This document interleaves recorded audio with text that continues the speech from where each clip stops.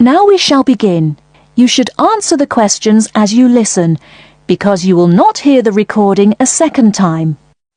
Listen carefully and answer questions 1 to 4. Good evening, sir. Can I help you? Yeah, I think I left my camera on the train from London early today. Did you, sir? Oh, well. In that case, we'd better fill in a lost property form. Can you tell me your name? Yeah, it's Mark Adams. Okay. Your address? You mean in Britain or in the States? How long are you staying? Oh, I've still got a few months in Britain. Okay, then. Can you give me your address here? Right. It's 21 Thames Drive, Leigh-on-Sea. That's Leigh on Sea, Essex. Before you hear the rest of the conversation, you have some time to look at questions 5 to 10.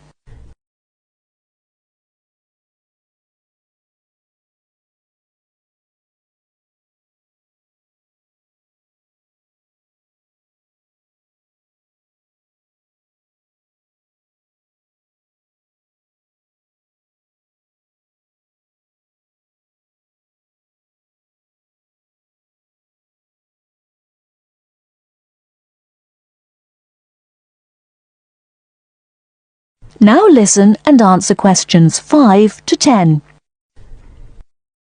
Do you want the phone number? Yes, I'd better have that. Okay, 0702 35211. Thanks. And you say it was a camera. What make and model? It's a Ricoh. Ricoh. How do you spell that? Ricoh. Okay, got that. Now, you say it was the London train. What time did it arrive in Edinburgh? At 4:55 this afternoon. Exactly on time. Well then, if we find it, sir, shall we phone you? No, I think I'll drop in the day after tomorrow to check up. Right you are, sir. We'll do our best. That is the end of part 1. You now have half a minute to check your answers.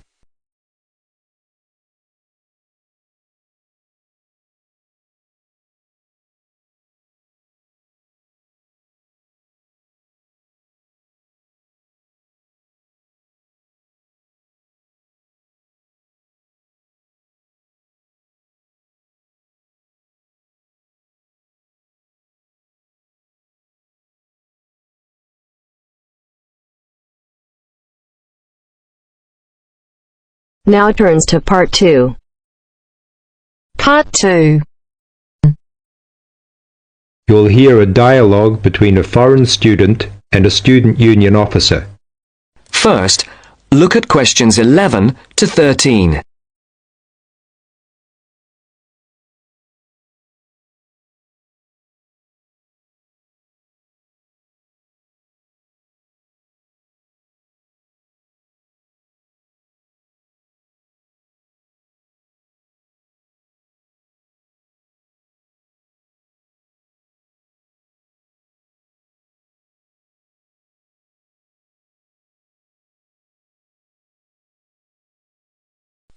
As you listen to the first part of the interview, answer questions 11 to 13. Good morning. Can I help you? Yes, I'd like to know something about the British medical scheme. Yes. What's your question? Can I use British doctors if I fall ill? That will depend on how long your course of study is. If it is 6 months or more, then you are entitled to treatment from the British medical scheme, called the National Health Service, NHS, as if you were a British citizen. With the NHS, consultations with doctors are free, but you will be asked to pay something towards the cost of medicines. In 1987, this is £2.40 for each item of medicine. You are also entitled to free treatment in British hospitals. Always make sure the doctor knows you want treatment from the NHS, as doctors also take private patients, who pay the full cost of all their treatment. How do I make sure I can be treated by the NHS? If you are eligible for treatment, that is, you are registered on a course of 6 months or longer, then the first thing you should do is to register with a doctor. You should register with any doctor close to where you live. Local post offices have lists. Now look at questions 14 to 20.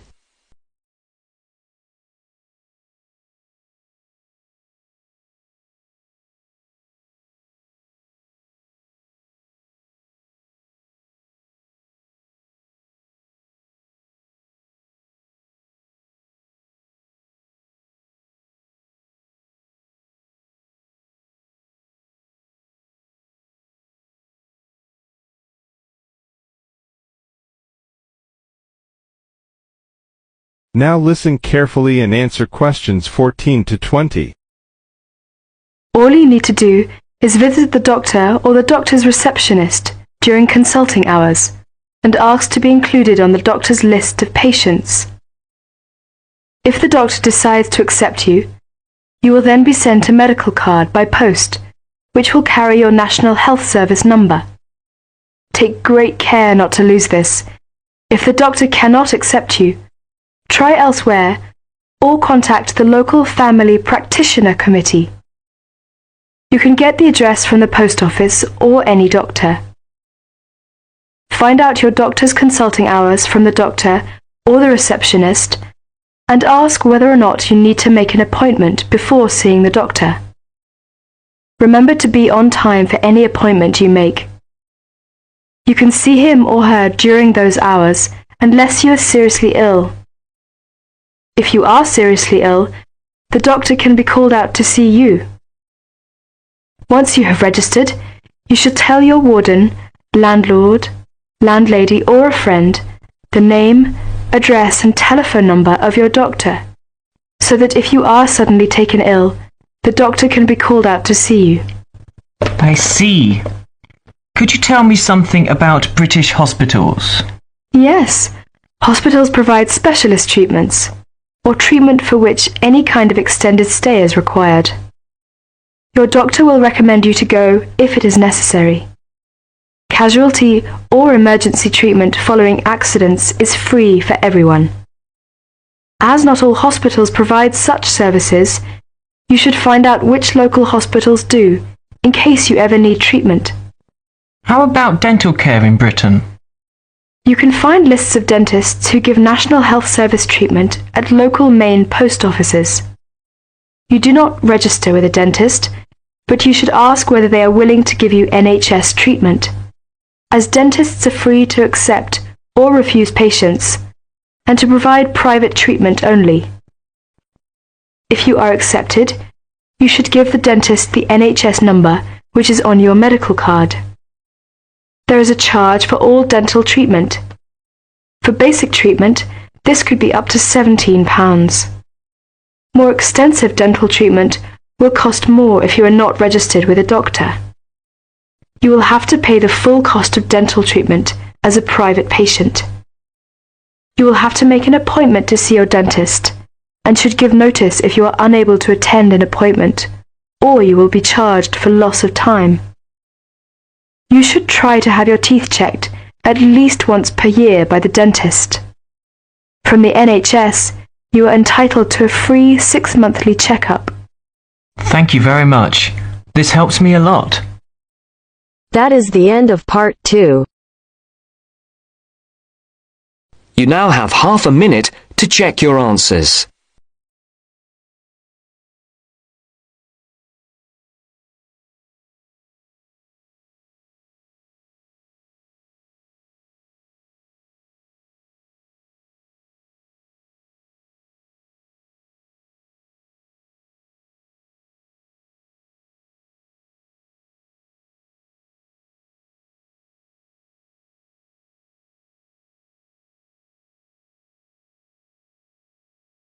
Now turn to section 3. As part of our lecture series on everyday health issues, today's talk is on tiredness. We shall look at the main issues in turn, as well as some of the main research that has been carried out in this field. First, you have some time to look at questions 21 to 26.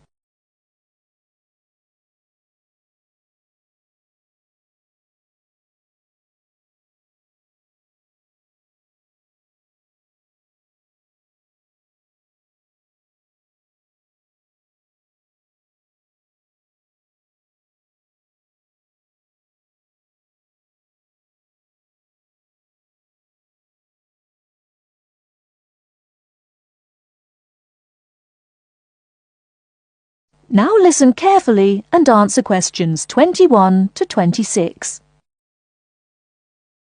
Good morning. As part of our lecture series on everyday health issues, today's talk is on tiredness. We shall look at the main issues in turn, as well as some of the main research that has been carried out in this field.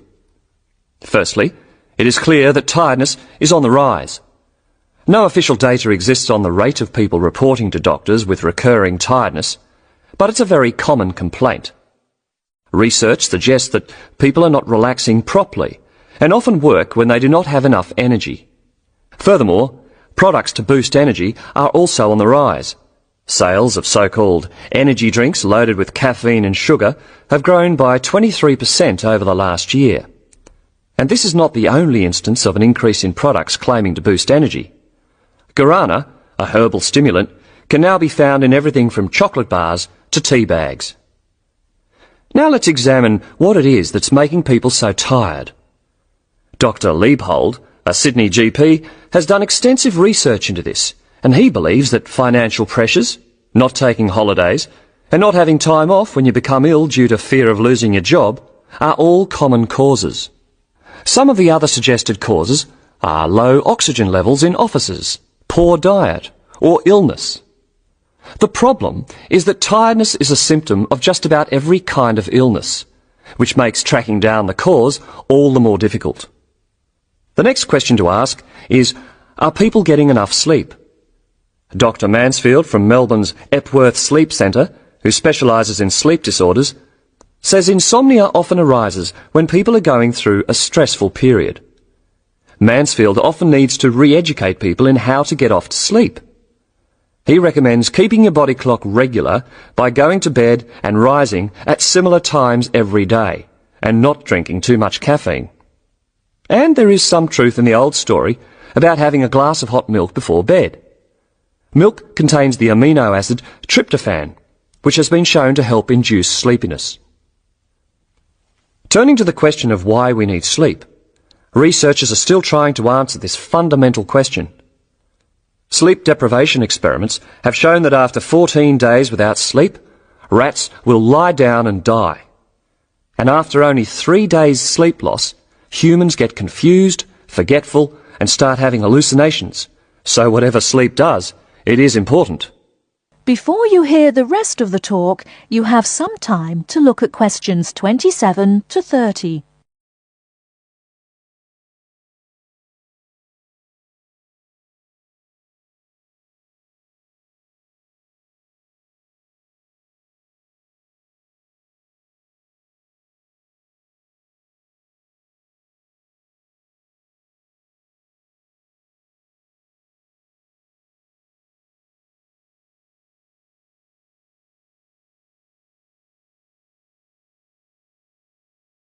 Now listen and answer questions 27 to 30. However, not all researchers feel the same way. Trent Watson of the Dietitians Association is not convinced by McMahon's theory, explaining that our bodies don't really like to burn protein as a fuel, so it doesn't really contribute to energy levels. Carbohydrates, however, found in fruit, breads and pastas, are a more common fuel. Anyone following a rigidly high-protein diet with low carbohydrates, even if they are operating at low intensity during the day, could subject themselves to fatigue because they just don't have the carbohydrate stores, Watson says. In general, a good way to stay energised from a dietary point of view is to eat red meat, green leafy vegetables and whole grains. These foods give red blood cells the building blocks for optimum performance in their role of delivering oxygen to muscles. To sum up, tiredness is a health problem on the increase, and there continues to be much debate surrounding its causes and remedies. Now, if there are any questions, I'd be happy to answer them. That is the end of part 3. You now have half a minute to check your answers.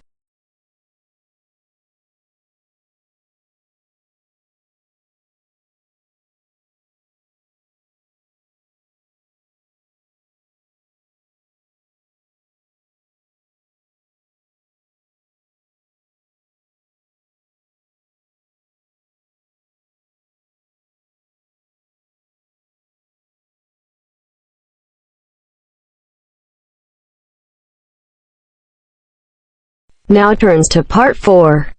Part 4. You will hear part of a lecture about psychological testing. First, you have some time to look at questions 31 to 40.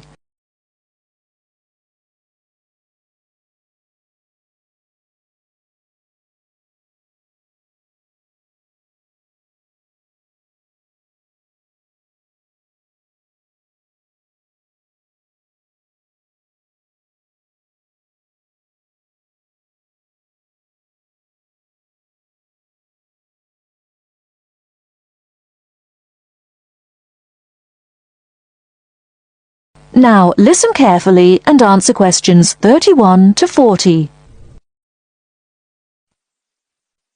Hello, my name is Alexandra Blaby, and today I'll be talking about one of the ways in which personality can be assessed, psychometric testing. Psychometric literally means measuring the mind, and there are many carefully constructed tests which attempt to carry out this process. Probably the most common use for these tests is to help people find out the careers that most suit their personality. Many employers ask new job applicants to take a psychometric or personality test as part of their selection procedure. One of the features of this type of test is that there are no right or wrong answers to the questions. For this reason, it would be more accurate to call them assessments rather than tests. There are 4 main types of personality tests currently in use. These are questionnaires, ratings tests, projective tests, and objective tests. Let's start by considering questionnaires, as these are by far the most common method. Here, subjects are asked between 50 and 100 questions about themselves. A typical question might be, "Do you enjoy spending time alone?" There are 2 advantages to questionnaires. Firstly, they are easy to administer, and secondly, the questions are answered by the person who knows the subject best, themselves. By contrast, a ratings test is done by someone who knows the subject well rather than the subjects themselves. A rater might be asked, for example, to agree or disagree with a statement about the subject. A typical statement might be, "He laughs a lot." The effectiveness of ratings tests depends on how well the rater knows the subject. Projective tests ask the subject to make sense of information which is unclear in some way. In the famous ink blot test, for example, subjects have to say what a patch of ink on a piece of paper looks like to them. Finally, objective tests. In these tests, the subject has to engage in a physical activity. How they do it will tell the tester something about their personality. For example, the subject might be asked to blow up a balloon until it bursts. From observing how the subject does this, the tester will be able to say how timid or brave he or she is.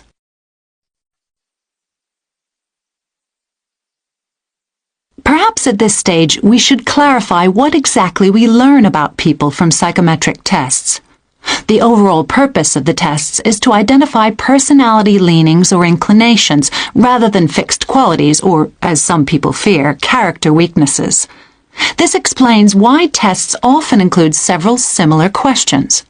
How consistently the subject answers these will enable the tester to reach an accurate assessment. Incidentally, the assessment procedure may be carried out by a psychologist or another trained individual, but is most frequently done automatically by a computer. The effectiveness of any method which asks questions, of course, is heavily dependent on the individual's willingness to answer a set of standard questions. One of the most well-respected psychometric tests is the Myers-Briggs test, which asks subjects about their preferences in 4 main areas. Firstly, the test asks people where they direct their energy, to the outer world of activity or the inner world of thoughts and emotions. Secondly, people are asked how they prefer to process information, in the form of known facts or in the form of possibilities. The third area is decision-making. Do people make decisions on the basis of logic or of personal values? Lastly, Myers-Briggs tests ask people how they prefer to organize their lives, in a structured or a flexible way. Although there are those who disapprove of personality testing, there is no doubt that it is here to stay. Human beings have always been curious to find out about themselves and others. Psychometric testing gives them an objective, scientific means of doing this. Well, that's all for today. Tomorrow I'll be examining ways of measuring intelligence. That is the end of part 4. You now have half a minute to check your answers.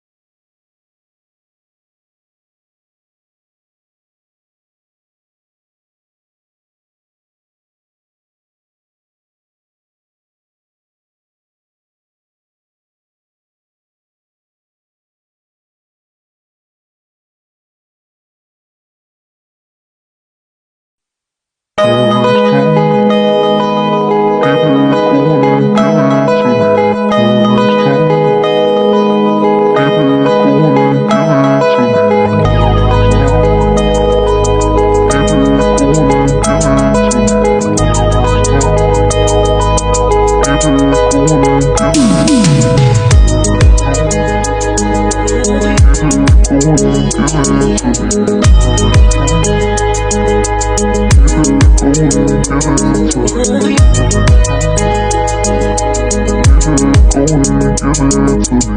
to me.